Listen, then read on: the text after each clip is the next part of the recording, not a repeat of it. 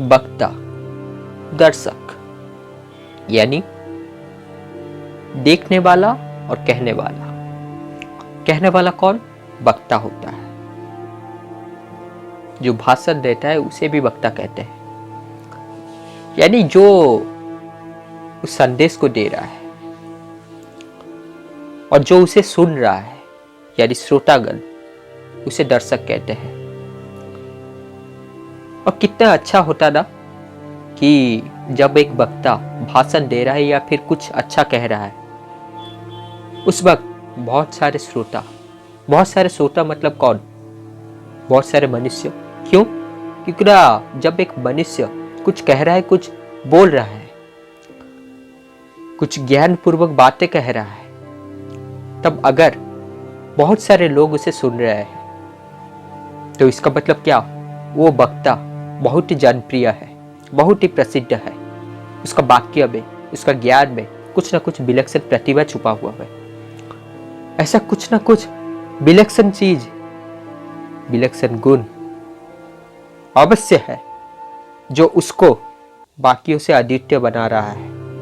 और जो सुनने वाला है उन्हें हम दर्शक कहते हैं। दर्शक सिर्फ सुनने से नहीं होता। मतलब मान लीजिए कोई भी कार्यक्रम हो रहा है, कोई भी इवेंट हो रहा है, तो वहां पर उस कार्यक्रम को देखने के लिए, उसका अनुभव लेने के लिए जब वहां पर बहुत सारे लोग इकट्ठा होते हैं, उन्हें दर्शक कहा जाता है। परंतु आप ये सोच रहे होंगे क्या कि आज अचानक इस वीडियो के माध्यम से मैं दर्शक और वक्ता का बात क्यों उठा रहा हूं? क्या कहना चाहता हूं मैं?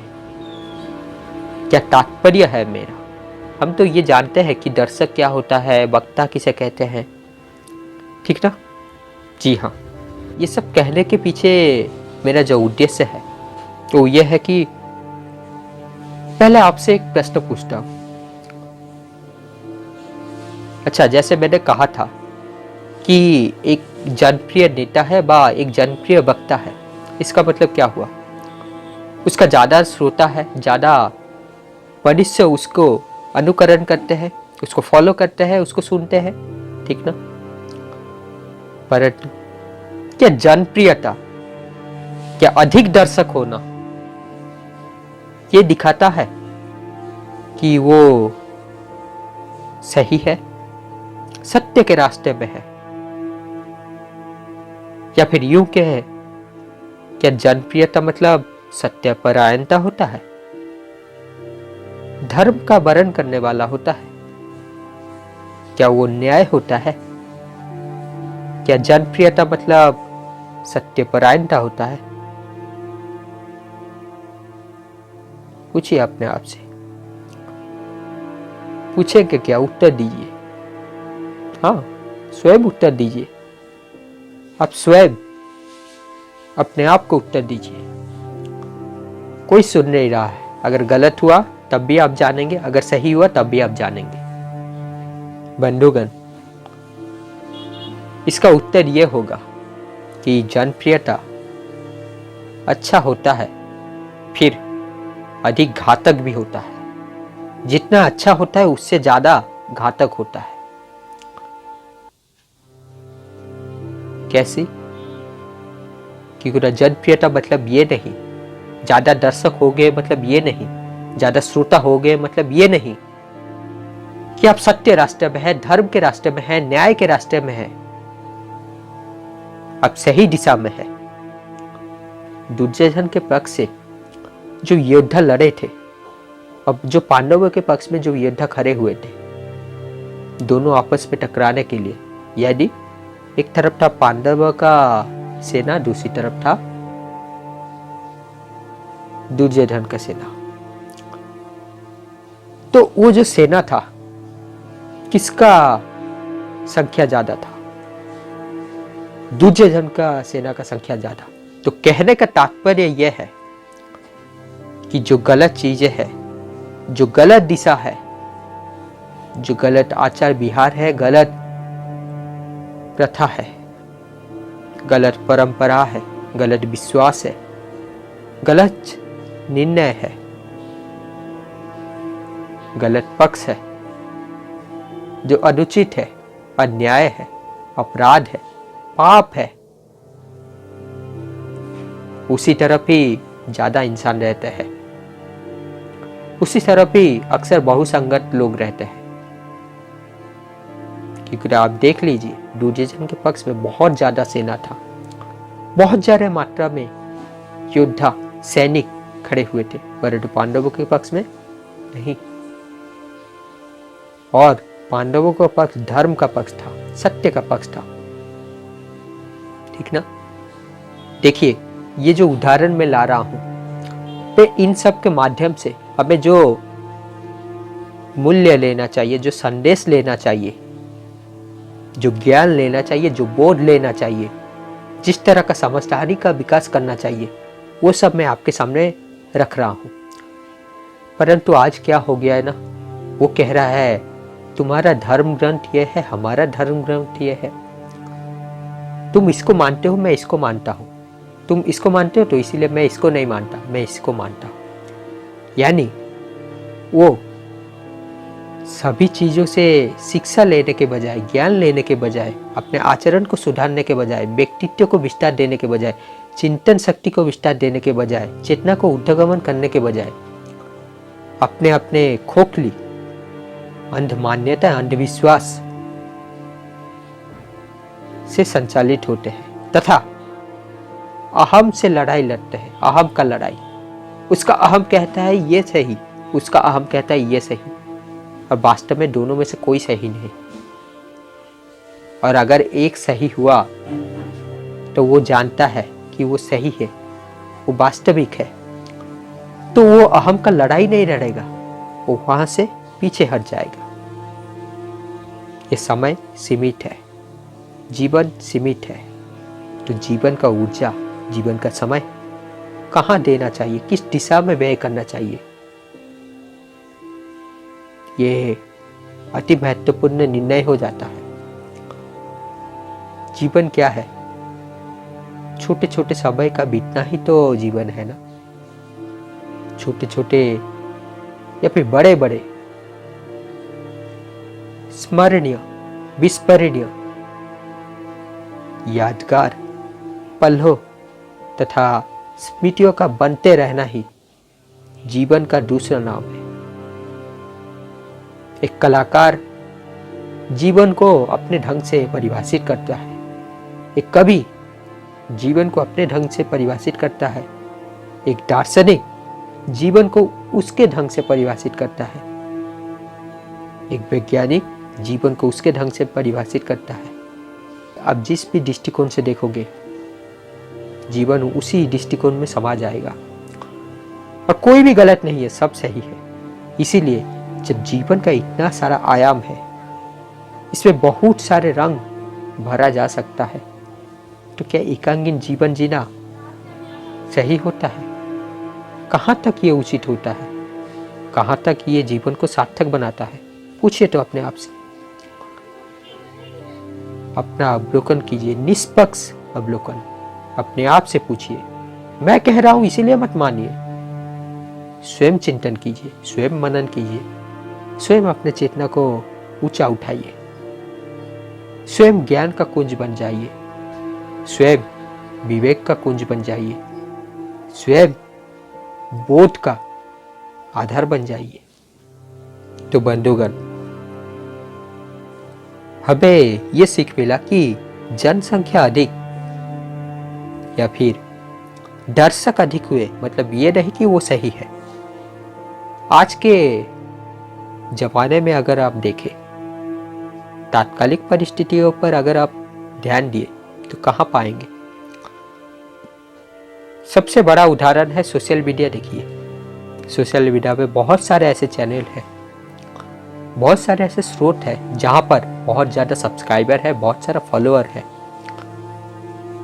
अब देखिए, क्योंकि मैं यहाँ पर सब्सक्राइबर का नाम ले लिया और फॉलोअर का नाम ले लिया तथा चैनल का भी नाम ले लिया, तो इसीलिए लोग जिसे निंदा करना है वो मेरे ऊपर निंदा करेगी। क्या कि इसका तो फॉलोअर नहीं है, सब्सक्राइबर नहीं है, कोई सब्सक्राइब नहीं किया, इसीलिए वो डायरेक्टली नहीं, इनडायरेक्टली अपने चैनल को सब्सक्राइब कराना चाहता है, सबसे सहानुभूति इमोशनल करके, यानी सबको भावना में डुबाकर चैनल सब्सक्राइब करना चाहता है, यानी वो अपना स्वार्थ चाहता है।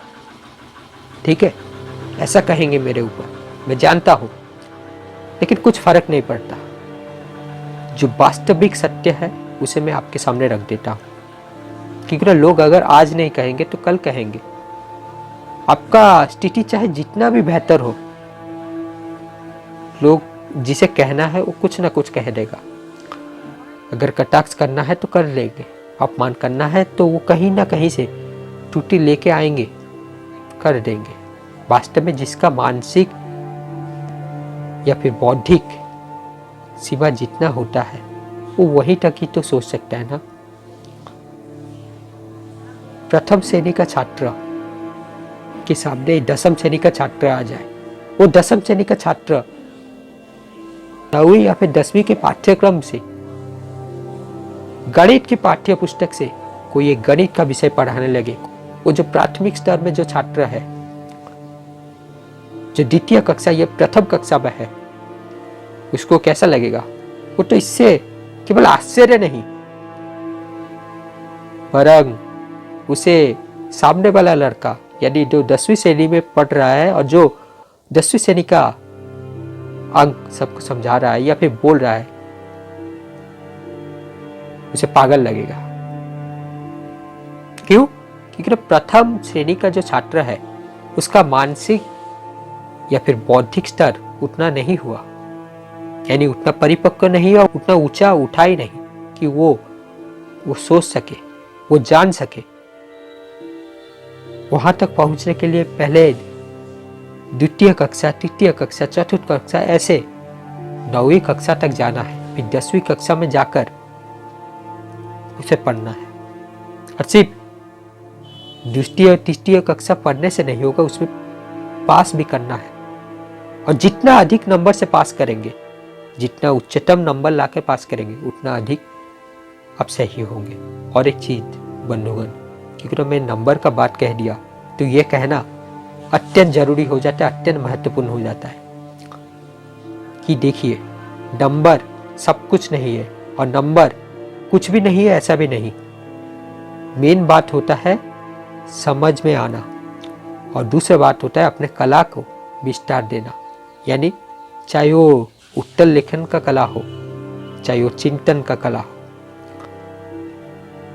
जो समझोगे वो ज्यादा देर तक याद रहेगा या फिर कभी भूलोगे नहीं, लेकिन जो रटोगे वो 2-3 दिन बाद भूल जाओगे। ऐसे पढ़ाई पढ़ते गए, नंबर लाते गए, लेकिन आपको बोध विकास नहीं हुआ, समझदारी विकास नहीं हुआ, विवेक नहीं आया, ज्ञान नहीं आया। क्या लाभ उससे? क्या कुछ लाभ है? एक तोता भी तो दूसरा का बोली बोल देता है, वो रटा हुआ बोली, तो क्या उसमें विवेक आ गया? उसमें समझदारी आ गया? क्या वो ज्ञानी बन गया? क्या वो बुद्ध बन गया? नहीं। सोचिए अपने आप को कैसे बनाना है। देखिए, मैं कोई मोटिवेशनल बात नहीं कह रहा हूं, मैं आपके सामने बोध युक्त, ज्ञान युक्त, वास्तविक बातें रख रहा हूं, सत्य युक्त बातें रख रहा हूं। जो सत्य के प्रेमी है, जिसे ज्ञान के प्रति जिज्ञासा है, सिर्फ वही लोग यहाँ पर रुकेंगे, वही लोग इस वीडियो को अंतिम तक देख सकेंगे। अन्यथा बाकियों को तो बाधा के समान, अड़चने के समान तथा बहुत बड़ा समस्या के समान लगेगा। तो क्या हमें दर्शक को ध्यान रखकर कार्य करना चाहिए कि दर्शक ये चाहते हैं तो इसीलिए मैं यही करूंगा? दर्शक मतलब क्या? बहुसंगत लोग। तो बहुसंगत लोग अगर आज कुरीति, कुपरंपरा, अंधविश्वास, अंध मान्यताएं, अज्ञान में डूबे हुए हैं, तो क्या आप उनके लिए भी उस अज्ञानमय कार्यक्रम लाएंगे? कुरीति, अंधविश्वास, अंध प्रथा से प्रेरित कार्यक्रम लाएंगे जो उनको, उनकी वो अंध प्रथा, अंधविश्वास को और अधिक तीव्रता से प्रचार करने में सहायक हो, यानी उसमें घी डालने का काम करे? क्या ऐसा करना सही है? या फिर वो लाएंगे जो उनके लिए हितकर विषय होता है? पहले वाला सुखकर तो था, मनोहर तो था, परंतु क्या हितकर था? नहीं। हमेशा हितकर के बारे में सोचिए। यानी मनुष्य होने के नाते क्या धारण करने योग्य है? सत्य, बोध, ज्ञान, विवेक, धर्म, न्याय, सदाचार, ये सब धारण करने योग्य है। ये सब हमें छोटे कीट, पशु, पक्षी, इन सबों से अलग करता है। तो हम जो भी चीज लाएंगे, जो भी बातें कहेंगे, जो भी लेखन लिखेंगे, सब इनके आधारित होना चाहिए।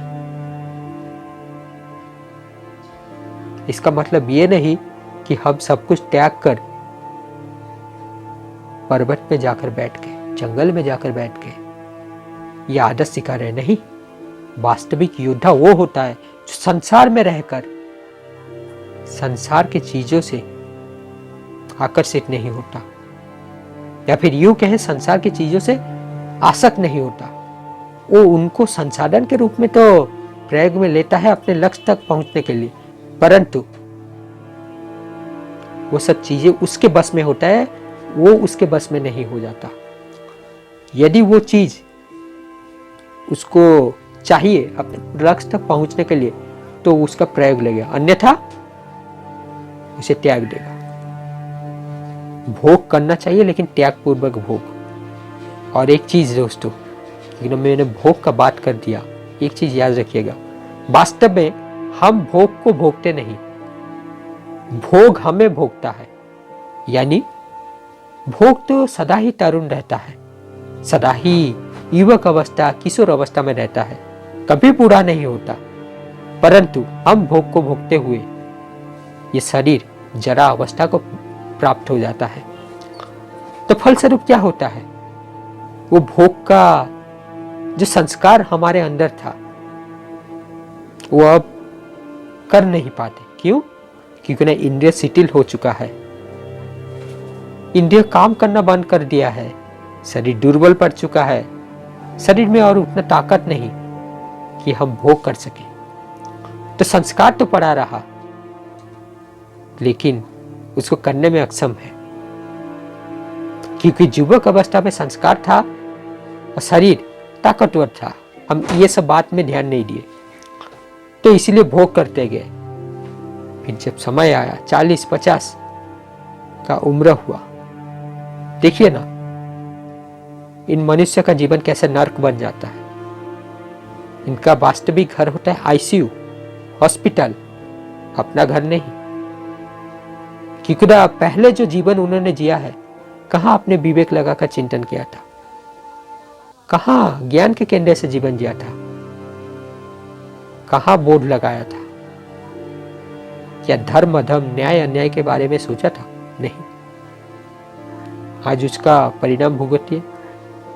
परंतु ये लोग परिणाम भुगतेंगे तो अवश्य, अपने आप को सही ठहराने के लिए, अपने आप को बचाने के लिए उन सब चीजों का कारण दूसरे पर थोप देंगे। कहने का तात्पर्य यह है, वो ये दिखाएंगे कि ये सब उनके कारण से नहीं हुआ, वो तो सदा ही सही थे, ये सब उन लोगों के कारण से हुआ। क्या? टेंशन में वृद्धि हुआ। ऐसे नाना प्रकार के कारण होता है। तो दोस्तों, जो सही चीज है उसे ही परखना चाहिए, और सही चीज को चारों ओर फैलाने के लिए समय लगता है, लेकिन नकारात्मक चीजें तुरंत ही फैल जाती है। और जो वास्तविक चीजें होते हैं, जो महान होता है, उसको प्रतिफलित होने में समय लगता है, बहुत समय लगता है। लेकिन जो नकारात्मक चीजें हैं वो तुरंत हो जाता है। परंतु जीवन को कांटों से भर जाता है। जैसे मैंने कहा था भोग के विषय में, कि विषय भोग, इंद्रिय भोग पहले तो फूल के समान सुंदर लगता है, कोमल लगता है, परंतु ना जाने हम इतना भोग कैसे कर लेते हैं कि समय का पता नहीं चलता। धीरे धीरे धीरे धीरे जब समय ढलता जाता है, उम्र बढ़ता जाता है, तब यही विषय भोग, यही इंद्रिय भोग, यही कामना वासना जीवन में कांटा ला देती है। क्या मैं सही नहीं कह रहा हूं दोस्तों? वास्तव में आप अगर सब कुछ त्याग दे के जीवन जिएंगे तब भी दुविधा में फंसेंगे, और अगर सब कुछ यानी पूरा मोहग्रस्त, पूरा आसक्त, धर्म अधर्म कुछ भी नहीं मानूंगा, स्वयं ही सब कुछ हो, विलासपूर्वक जीवन जीना, विलासता अपना ढंग होना, तब भी आप गलत जीवन जिएंगे, तब भी आप सही चीजों से वंचित रह जाएंगे। दोनों का परिणाम अलग अलग होगा, लेकिन दोनों का परिणाम जो भी होगा वो जो वास्तविक सही होना चाहिए वो नहीं होगा। दोनों अलग अलग तरीके से गलत निर्णय तक पहुंचेंगे। इसीलिए भोग तो करना है क्योंकि नहीं संसार में है। भोग करे बिना आप लक्ष्य तक पहुंच नहीं सकते। भोग मतलब क्या? किसी चीज का प्रयोग में लाना, किसी चीज को अपने लिए इस्तेमाल करना, परंतु कैसा भोग? त्यागपूर्वक भोग।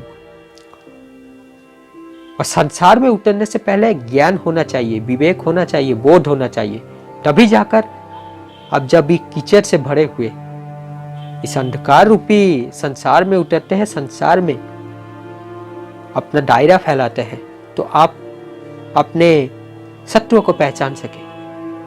और सबसे बड़ा शत्रु होता है आंतरिक शत्रु। ज्ञान बोध उस शत्रुओं को मार देता है। मार देता है मतलब ऐसे नहीं मार सकता, मतलब उस शत्रुओं का पहचान करा देता है आपसे। यानी वो शत्रु अब आपके ऊपर हावी नहीं होते, वो शत्रुएं आपके बस में रहते हैं। काम, क्रोध, लोभ, मोह, मद और मात्सर्य, ये है 6 आंतरिक शत्रुएं। ये 6 आंतरिक शत्रुओं के विषय में किसी और दिन में कहूंगा। तो आज कदाचित जितना मैं कहा हो उतना समझ में आया होगा कि दर्शक अधिक मतलब ये नहीं कि वो सही चीजें, वो सत्यपरायण चीजें हैं, धर्ममय चीजें हैं, न्यायमय चीजें हैं, न्याय में स्थित है। आज तो लोग जनप्रिय होने के लिए, सब्सक्राइबर बढ़ाने के लिए जो भी पा रहे हैं, आलतू फालतू नेगेटिविटी फैला रहे हैं चैनल के माध्यम से, और उनका ऐसे बढ़ना, ऐसे जनप्रिय होना भी ये दर्शाता है कि आज मनुष्य का स्तर कैसा है। क्योंकि ना जनप्रिय बना कौन रहा है? यही लोग ना। तो वो जब नेगेटिविटी फैला रहा है, वो जब गलत चीजें दिखा रहा है, तो उसको भोग कौन कर रहा है? आप लोग, यानी हम लोग। तो हम लोग जब उसका वो नेगेटिविटी देख रहे हैं, उसका वो नेगेटिविटी को मान्यता दे रहे हैं, उसको सब्सक्राइब कर रहे हैं, इसका मतलब आज का दुनिया कैसा है जान लीजिए। मूल हम है, जड़ हम है, शाखा भी हम है, फल भी हम है, वृक्ष भी हम है। तो क्या मनुष्य का आज प्रगति हुआ है? परंतु क्या हमारी शिक्षा व्यवस्था में मनुष्य को मनुष्य बनाने के लिए, यानी शरीर से तो मनुष्य है लेकिन गुणों से मनुष्य नहीं है, ऐसा कोई संकल्प लिया गया है, ऐसा कोई उद्यम उठाया गया है? तो सोचिए आज का संसार कैसा है। देखिए चारों ओर, आप जान पाएंगे। तो जो सही चीज है उसी में ही टिके रहिए, उसी में ही कार्य करते रहिए। इस संसार को तो एक दिन छोड़ना ही है। अगर सही चीज को करते हुए मृत्यु भी प्राप्त हो जाए तभी वो मान्य होगा। तो धर्म के रास्ता में, सत्य के रास्ता में, ज्ञान का रास्ता में आगे बढ़ते रहिए और चारों ओर रोशनी फैलाते रहिए ताकि ये अंधकार छट सके। अंधकार के साथ लड़ाई नहीं करना है, बल्कि वहां पर प्रकाश लाने से ही अंधकार मिट जाता है। यानी प्रकाश का अस्तित्व आया अंधकार का अस्तित्व गया। आशा करता हूं समझ में आया होगा।